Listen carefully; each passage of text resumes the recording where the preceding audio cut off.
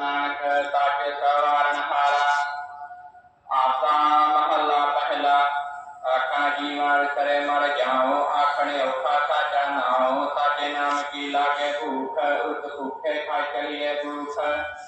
ਸੋ ਕਿਉ ਵਿਸਰੇ ਮੇਰੀ ਮਾਏ, ਸਾਚਾ ਸਹਿਬ ਸਾਚੇ ਨਾਇ ਰਹਾਉ। ਸਾਚੇ ਨਾਮ ਕੀ ਤਿਲ ਵਡਿਆਈ, ਆਖ ਸਕੇ ਕੀਮਤ ਨਹੀਂ ਪਾਈ। ਜੇਤਾ ਮਿਲ ਕੇ